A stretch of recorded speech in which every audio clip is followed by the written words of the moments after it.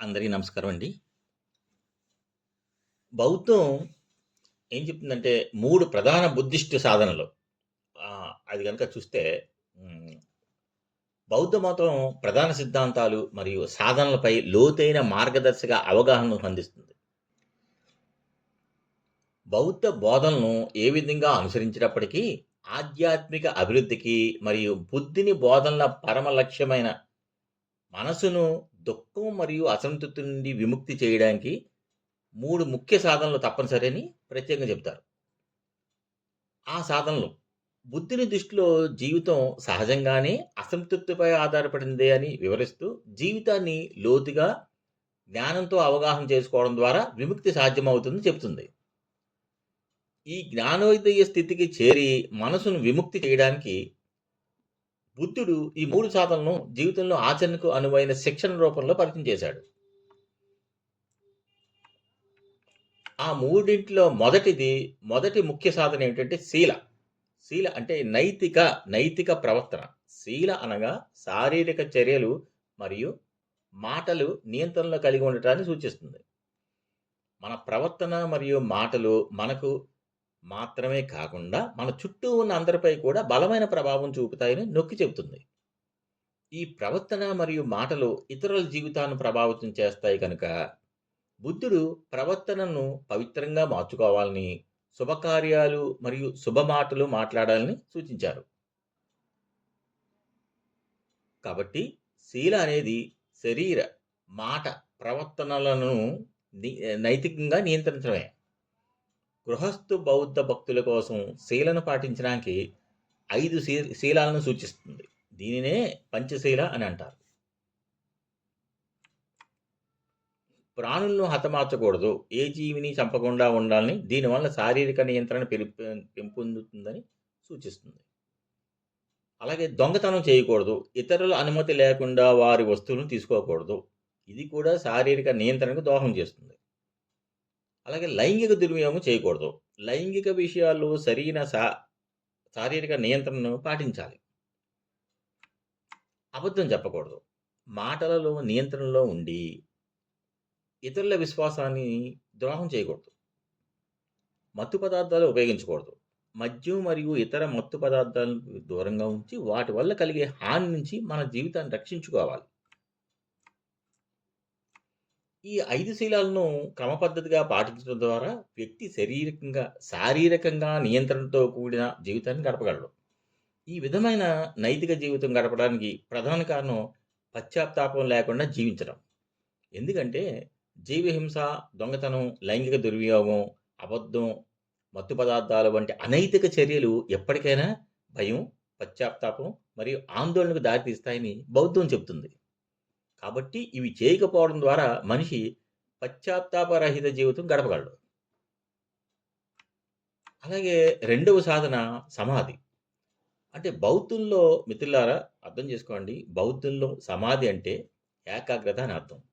అంటే ఏకాగ్రత లేదా మానసిక ప్రశాంతత.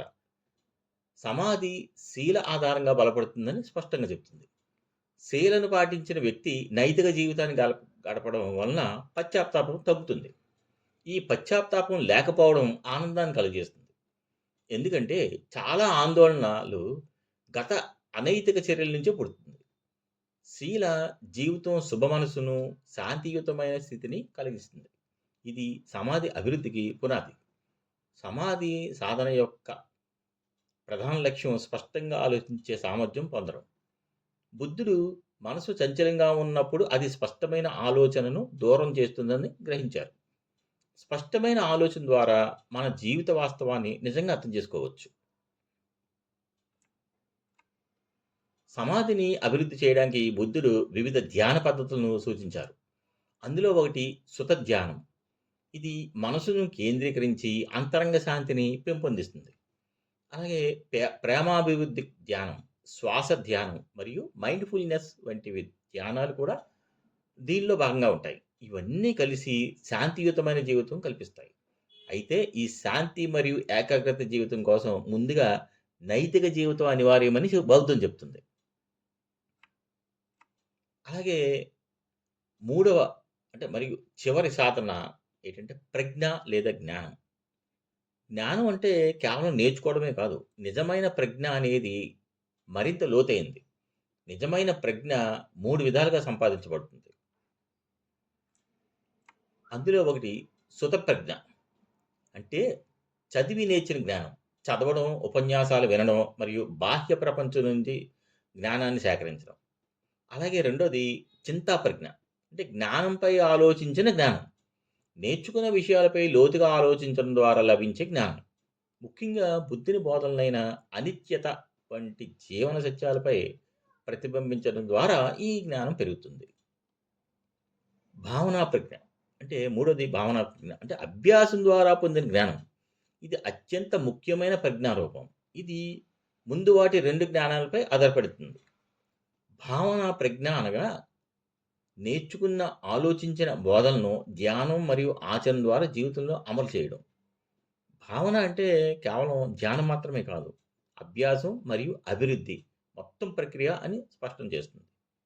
బుద్ధ బోధనలను దైనందిన జీవితంలో అమలు చేసి ప్రజ్ఞను పెంపొందించడమే దీని లక్ష్యం. ఈ 3 సాధనల అనుసంధానిత స్వభావాన్ని మళ్ళీ నొక్కి చెప్తుంది. శీల శరీర, మాటల్లో నైతిక మరియు శుభ ప్రవర్తనకు పునాది. అలాగే సమాధి ఏకాగ్రతతో కూడిన ప్రశాంత మనసును అభివృద్ధి చేస్తుంది. ప్రజ్ఞా జీవితం వాస్తవం, ఉనికి, అనుభవాలపై లోతైన అవగాహన ఇస్తుంది.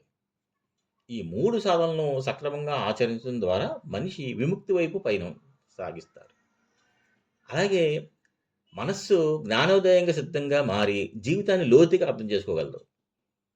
ఈ సాధనలను రోజువారీ జీవితంలో అమలు చేస్తే శాంతి, సంతోషం మరియు స్థిరమైన జీవితం సాధ్యమవుతుందని బౌద్ధం సూచిస్తుంది.